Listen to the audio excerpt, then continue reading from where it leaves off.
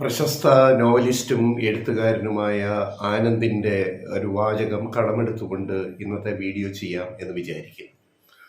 വിഷയം വയനാട്ടിലെ ദുരന്തം തന്നെ. പ്രകൃതിക്ഷോഭം, ഉരുൾപൊട്ടൽ, എത്രയോ ജീവനുകൾ നഷ്ടപ്പെട്ടു. വലിയ കേരളം കണ്ട ഏറ്റവും വലിയ ഒരു ദുരന്തമാണ്. അപ്പോൾ ഇതേപ്പറ്റിയുള്ള മാധ്യമ റിപ്പോർട്ടിങ്, മറ്റു കാര്യങ്ങൾ, അപ്പോൾ അവിടേക്ക് മാധ്യമങ്ങൾക്കും രക്ഷാപ്രവർത്തനം നടത്തുന്നിടത്ത് മാധ്യമങ്ങൾക്കും അതേപോലെ ശാസ്ത്രജ്ഞർക്കും വിലക്ക് ഏർപ്പെടുത്തിക്കൊണ്ട് ഒരു സർക്കാരിൻ്റെ ഒരു ഉത്തരവ് പ്രിൻസിപ്പൽ സെക്രട്ടറി ഇറക്കിയത് നമുക്കറിയാം. അതിപ്പോൾ വലിയ ചർച്ച, വിവാദമാണ്. അപ്പോൾ ആ ഒരു സാഹചര്യത്തിൽ ഞങ്ങൾ പറയുകയാണ്, ആനന്ദിൻ്റെ ആ വാചകം ആവർത്തിക്കുകയാണ്. അതായത് മാധ്യമങ്ങൾക്ക് ദുരന്തം ഒരു ലഹരിയാണ്. ആ വാക്കൊന്നുകൂടി ഞാൻ പറയുന്നു. ഞാൻ 35 വർഷമായിട്ട് മാധ്യമ പ്രവർത്തനം നടത്തിക്കൊണ്ടിരിക്കുന്ന ഒരു വ്യക്തിയാണ്, ഒരു മലയാളിയാണ്. മാധ്യമങ്ങൾക്ക് ദുരന്തം ഒരു ലഹരിയാണ്. ബുദ്ധിജീവികൾക്ക് അവരുടെ അപഗ്രഥന പാടവം പരീക്ഷിക്കാനുള്ള കളിക്കളം കൂടിയാണ്. ഇതാണ് ആനന്ദിൻ്റെ വാചകങ്ങൾ. അപ്പോൾ ഈ രണ്ടു പേർക്ക് തൽക്കാലം നിങ്ങൾ പഠിക്കാനോ റിപ്പോർട്ട് ചെയ്യാനോ വരണ്ട, അവിടെ രക്ഷാപ്രവർത്തനം നടത്തട്ടെ എന്ന് കാണിച്ചുകൊണ്ട് സർക്കാരിൻ്റെ പ്രിൻസിപ്പൽ സെക്രട്ടറി IAS ഓഫീസർ ഇറക്കിയ ഉത്തരവ് വലിയ വിവാദമായിരിക്കുകയാണ്. അപ്പോൾ ചോദ്യങ്ങളാണ്, എന്തുകൊണ്ട് ശാസ്ത്രജ്ഞർക്ക് പോയി അവിടെ പഠിച്ചുകൂടാ? എന്തുകൊണ്ട് മാധ്യമങ്ങളെ വിലക്കുന്നു? ഞാൻ പറഞ്ഞല്ലോ, 35 വർഷത്തെ മാധ്യമ പ്രവർത്തനത്തിൽ ഇന്ത്യ കണ്ട ഏറ്റവും വലിയൊരു ദുരന്തം റിപ്പോർട്ട് ചെയ്യാൻ പോയ ഒരാളാണ് ഞാൻ. 1999 ഒറീസയിലെ, ഇന്നത്തെ ഒഡീഷയിലെ പ്രളയം. സർക്കാർ കണക്കിൽ തന്നെ 25,000 പേരാണ് മരിച്ചത്. അനൗദ്യോഗികമായിട്ട് പറഞ്ഞു കഴിഞ്ഞാൽ അതിനും അപ്പുറത്താണ് കണക്ക്. അത് റിപ്പോർട്ട് ചെയ്യാൻ മാതൃഭൂമിക്ക് വേണ്ടി പോയ ഒരു മാധ്യമ പ്രവർത്തകനാണ് ഞാൻ. അപ്പം ദുരന്തഭൂമിയിൽ നമ്മൾ പോകുമ്പോൾ അവിടെ നമ്മൾ പാലിക്കേണ്ടുന്ന ചില മര്യാദകളുണ്ട്. ഇത് ഞാൻ നേരിട്ട് റിപ്പോർട്ട് ചെയ്തതുകൊണ്ട് ഞാൻ പറയുകയാണ്.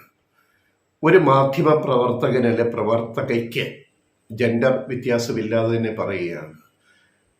നമ്മൾ ജേർണലിസം പഠിക്കുന്ന ക്ലാസ്സിൽ പഠിക്കുമ്പോൾ പറയുന്ന രണ്ട് കാര്യങ്ങളുണ്ട്. ഒരു മാധ്യമ ഒരു ജേർണലിസ്റ്റിന് രണ്ട് വെല്ലുവിളികളാണ് ജീവിതത്തിൽ ഏറ്റവും വരാൻ പോകുന്നത്. ഒന്ന്, യുദ്ധം റിപ്പോർട്ട് ചെയ്യുക. ഇപ്പം ഗാസയില്, അതേപോലെ ഒന്നാം രണ്ടാം ലോകമഹായുദ്ധം, ഇപ്പം ഇസ്രയേൽ ഗാസ യുദ്ധം നടക്കുന്നു. യുദ്ധഭൂമിയിൽ പോയി റിപ്പോർട്ട് ചെയ്യുക എന്ന് പറയുന്നത് ഏറ്റവും റിസ്ക്, അപകടകരമായ ജോലിയാണ് ഒരു മാധ്യമ പ്രവർത്തകനോ കിട്ടാവുന്നത്. പലരും, എത്രയോ പേര് മരണപ്പെട്ടിരിക്കുന്നു യുദ്ധഭൂമിയിൽ പോയിട്ട്, മാധ്യമ പ്രവർത്തകര്. അതുപോലെ ഈ പറയുന്ന കലാമിറ്റി, പ്രകൃതിക്ഷോഭത്തിൽ പോകുമ്പോഴും ഇതേ അപകടമുണ്ട്. നമുക്കറിയാം, വിക്ടർ ജോർജ്, മലയാള മനോരമയിലെ വിക്ടർ ജോർജിൻ്റെ ചരമവാർഷികം കഴിഞ്ഞ ദിവസം ആചരിച്ചതേ ഉള്ളൂ. ഇടുക്കിയിൽ ഉരുൾപൊട്ടൽ റിപ്പോർട്ട് ചെയ്യാൻ പോയ, അതിൻ്റെ ദൃശ്യങ്ങൾ എടുക്കാൻ പോയ വിക്ടർ ജോർജ് മരണപ്പെട്ട ദാരുണമായ സംഭവം. അപ്പോൾ യുദ്ധഭൂമിയിലോ പ്രകൃതിക്ഷോഭത്തിലോ നമ്മൾ മാധ്യമപ്രവർത്തകർ പോകുന്നതിന് പരിമിതികളുണ്ട്. അങ്ങനെ പോയി മരണപ്പെട്ടവരുടെ എണ്ണം 100 കണക്കിനുണ്ട് ഈ ലോകത്ത്. ഇന്ത്യയിൽ മാത്രമല്ല, ഈ ലോകത്ത് പ്രകൃതിക്ഷോഭം റിപ്പോർട്ട് ചെയ്യാൻ പോയിട്ടും യുദ്ധം റിപ്പോർട്ട് ചെയ്യാൻ പോയിട്ടും മരണപ്പെട്ട മാധ്യമ പ്രവർത്തകരുടെ എണ്ണം എത്രയോ വലുതാണ്. അതിനെ കണക്കൊന്നും ഇവിടെ പറയേണ്ട ആവശ്യം നമുക്കില്ല. പിന്നെ ഇപ്പം ഞാൻ എഴുത്തുകാരൻ ആനന്ദിനെ, നോവലിസ്റ്റിനെ കോട്ട് ചെയ്തത് ഏണസ്റ്റ് ഹെമിംഗ്വേ, ലോകം മുഴുവൻ അറിയപ്പെടുന്ന എഴുത്തുകാരനായ ഏണസ്റ്റ് ഹെമിംഗ്വേ വാർ റിപ്പോർട്ടറായിരുന്നു ലോകമഹായുദ്ധകാലത്ത്. അതിന് എംബഡഡ് ജേർണലിസ്റ്റ് എന്നാണ് പറയുക. പട്ടാളത്തിൻ്റെ കൂടെ യുദ്ധമുന്നണിയിൽ പോയിട്ട് ആ യുദ്ധത്തെക്കുറിച്ച് റിപ്പോർട്ട് ചെയ്യുക ഏറ്റവും അപകടകരമായ ഒരു ജോലിയാണ് ഏണസ്റ്റ് ഹെമിംഗ്വേ ചെയ്തത്.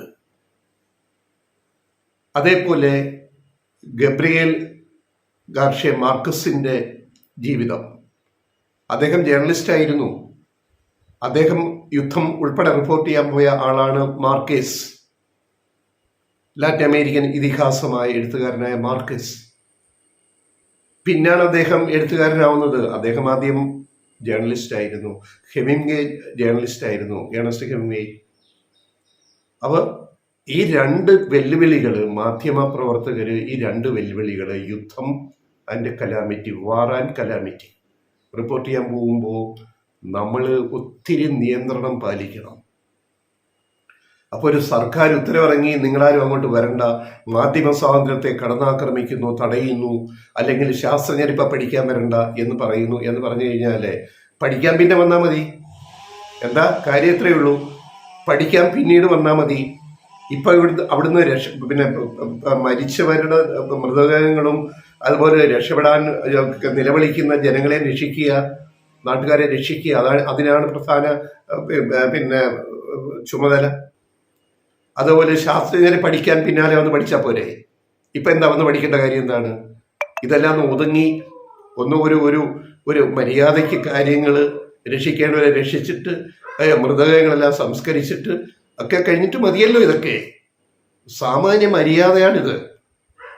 അപ്പോൾ ഗവൺമെന്റ് പ്രിൻസിപ്പൽ സെക്രട്ടറി ഒരു ഉത്തരവിറക്കിയത് കൊണ്ട് ഇത് ഞങ്ങളെ തടയുന്നു, മാധ്യമങ്ങളെ തടയുന്നു. എന്തോന്ന് വെച്ചാൽ നിങ്ങൾ ചെയ്യാൻ പോണത്? അവിടെയാണ് ഞാൻ ആനന്ദിന്റെ ഈ വാക്കുകൾ വീണ്ടും പറയുന്നത്, ആവർത്തിക്കുന്നത്. മാധ്യമങ്ങൾക്ക് ദുരന്തം ഒരു ലഹരിയാണ്. ലഹരിയാണ് റേറ്റിംഗ് കൂട്ടാൻ വേണ്ടി കിട്ടിയ ഒരു അവസരം. അതുപോലെ ബുദ്ധിജീവികൾക്ക്, ശാസ്ത്രജ്ഞർ എന്ന് നമ്മൾ പറയാം, പഠിക്കാനൊരു അവസരം. പതുക്കെ പഠിച്ചാൽ മതി. ദുരന്തം ഉണ്ടായല്ലോ, പതുക്കെ പഠിച്ചാൽ മതി. പിന്നെ വലിയ റിപ്പോർട്ടിങ്ങിൻ്റെ ഒന്നും ആവശ്യമൊന്നുമില്ല. എല്ലാവർക്കും അറിയാം എന്താ സംഭവിച്ചതെന്ന്. ഇതാണ് യാഥാർത്ഥ്യം. പിന്നെ ഈ ബെയിലി പാലം, അതേക്കുറിച്ചാണ് ഇപ്പോൾ അടുത്ത വലിയ മാധ്യമ വാർത്തകൾ. ഈ ബെയിലി പാലം പിന്നെ പട്ടാളം നിർമ്മിക്കുന്നത് സിവിലിയൻ പർപ്പസിന്, അതായത് ഈ ശരിക്കും പറഞ്ഞാൽ ബെയിലി പാലം യുദ്ധമുന്നണിയിൽ പട്ടാളത്തിന് ദുർഘട വഴികൾ കടന്നു പോകാൻ, നദികളോ പുഴകളോ കടന്നു പോകാൻ ഉരുക്കും തടിയും കൊണ്ട് പെട്ടെന്ന് നിർമ്മിക്കുന്ന ഒരു പാലമാണ് ബെയിലി പാലം. ബെയിലി പാലങ്ങൾക്കൊരു 2 മുതൽ 6 മാസം വരെ ആയുസാണ് അവർ സൈന്യം തന്നെ പട്ടാളം കൽപ്പിച്ചിട്ടുള്ളത്. അതിൽ കൂടെ 20 ടൺ വരെയുള്ള ട്രക്കുകൾ ഉൾപ്പെടെ യുദ്ധ ടാങ്കുകൾ ഉൾപ്പെടെ കൊണ്ടുപോകാൻ പറ്റും. അപ്പം ഉരുക്കും തടികളും കൊണ്ട് പെട്ടെന്ന് നിർമ്മിക്കുന്ന പാലമാണ് ബെയിലി പാലം. അപ്പോൾ ഇന്ത്യൻ പട്ടാളം ബെയിലി പാലം സിവിലിയൻ പർപ്പസിന് ആദ്യമായിട്ട് നിർമ്മിച്ചത് പത്തനംതിട്ട ജില്ലയിലെ പമ്പാ നദിയിലാണ്. റാന്നിയിലെ പമ്പാ നദിയുടെ കുറുകെയുള്ള വലിയ പാലം തകർന്നുപോയി. 30 വർഷം പഴക്കമുള്ള പാലം തകർന്നുപോയി. ഗതാഗതം മുടങ്ങിയപ്പോൾ അന്ന് പട്ടാളം എത്തിയിട്ട് ബെയിലി പാലം റാന്നിയിലെ പമ്പാ നദിയിൽ കുറുകെ പണിതു. വെറും ഒരാഴ്ച കൊണ്ട്, അല്ല ഒരു 3-4 ദിവസം കൊണ്ട് പണിതു. ഇപ്പം ഈ ചെയ്തതുപോലെ 6 മാസത്തോളം അതുവഴി ഗതാഗതം തിരിച്ചുവിട്ട് പിന്നെ പുതിയ പാലം പണിതിട്ടാണ് ഗതാഗതം നേരെയാക്കിയത്. പിന്നെ രണ്ടാമത്തെ സംഭവം MC റോഡിലെ പത്തനംതിട്ട ജില്ലയെയും പിന്നെ കൊല്ലം ജില്ലയും അതിർത്തിരിക്കുന്ന ഏനാത്തിലെ പാലം, കല്ലടയാറിന് കുറുകെയുള്ള പാലം, പിന്നെ അതിൻ്റെ ഒരു തൂണ് താഴ്ന്നു പോയിട്ട് ബലക്ഷയം വന്ന് താഴ്ന്നു പോയപ്പം ഏനാത്തിലെ അത് ഡേറ്റ് ചെയ്യാൻ പറയാം. പിന്നെ ഏനാത്തിൽ 2017 കല്ലടയാറിന് കുറുകെ സൈന്യം പാലമുണ്ടാക്കി, ബെയിലി പാലം. 5-6 മാസം അത് ഉപയോഗിച്ചിട്ട് പിന്നെ അത് പൊളിച്ചെടുത്തോണ്ട് പോയി. അപ്പോൾ പുതിയ പാലം, അതിൻ്റെ അകത്ത് പണിയെല്ലാം ഇത് തൂണ് ബലപ്പെടുത്തിയിട്ട് പഴയ പാലം തന്നെ ഗതാഗത യോഗ്യമാക്കി. പിന്നെ 96 നവംബറിലാണ് റാന്നി പാലം തകർന്നിട്ട് പമ്പാ നദി കുറുകെയുള്ള പാലം തകർന്നിട്ട് അവിടെ ബെയിലി പാലം പണിയുന്നത്. അപ്പോൾ ഇന്ത്യയുടെ ചരിത്രത്തിൽ ബെയിലി പാലം പട്ടാളം സിവിലിയൻ പർപ്പസിന് ആദ്യമായിട്ട് പണിതത് കേരളത്തിലാണ് 2 തവണ. 96 റാന്നിയിലും പമ്പാ നദിക്ക് കുറുകെയും ഇപ്പോൾ 2017 ഏനാത്ത് കല്ലടയാറിന് കുറുകെയും ബെയിലി പാലം പണിതത്. മൂന്നാമത്തേതാണ് ഇപ്പോൾ വയനാട്ടിൽ ചൂരൽമലയിൽ അവിടെ പണിത് തീർന്നു പാലം. അത് സൈന്യത്തിൻ്റെ ഒരു വലിയ സന്നാഹമാണത്. അവർ വെറും 36 അല്ലെങ്കിൽ 2 ദിവസം കൊണ്ട് അവിടെ പാലം പണി അവർ പൂർത്തിയാക്കി. 2ാം ലോക മഹായുദ്ധകാലത്ത് ബ്രിട്ടീഷ് പട്ടാളമാണ് ബെയിലി എന്ന് പറയുന്ന ബെയിലി ബ്രിഡ്ജ് രൂപകൽപ്പന ചെയ്തത്. അതിൻ്റെ ഡിസൈൻ ഉരുക്കും തടിയും കൊണ്ടുള്ള എത്രയും പെട്ടെന്ന് നിർമ്മിക്കാവുന്ന 2 മുതൽ 6 മാസം വരെ ഈടുള്ള നിൽക്കാവുന്ന പാലങ്ങളാണ് ഇങ്ങനെ നിർമ്മിക്കുന്നത്. അപ്പോൾ ഈ ചെയ്തൊരു കാര്യത്തിന് നമ്മൾ സൈന്യത്തിനൊരു സല്യൂട്ട് പറയാം. അത് അവരുടെ ഉത്തരവാദിത്തമാണ്. നമ്മുടെ പട്ടാളം വന്നിട്ട് വയനാട്ടിൽ വന്നിട്ട് ഒരു ബെയിലി പാലം പെട്ടെന്ന് ഉണ്ടാക്കിയിട്ടുണ്ട്. ഗതാഗതം ഇപ്പോൾ സുഗമമാക്കി, രക്ഷാപ്രവർത്തനത്തിന് വേഗം കൂട്ടി. അതിന് സല്യൂട്ട് ചെയ്യുക. പിന്നെ മാധ്യമങ്ങൾ തടഞ്ഞു, അല്ലെങ്കിൽ പിന്നെ ശാസ്ത്രജ്ഞരിപ്പോൾ വരണ്ട എന്ന് പറഞ്ഞാൽ ഇത്രയുള്ള കാര്യം. നിങ്ങൾ പതുക്കെ വന്നാൽ മതി, ഇപ്പം കാര്യങ്ങൾ നടക്കട്ടെ എന്നതാണ് അതിൻ്റെ ഉത്തരവെന്ന് പറയുന്നത്.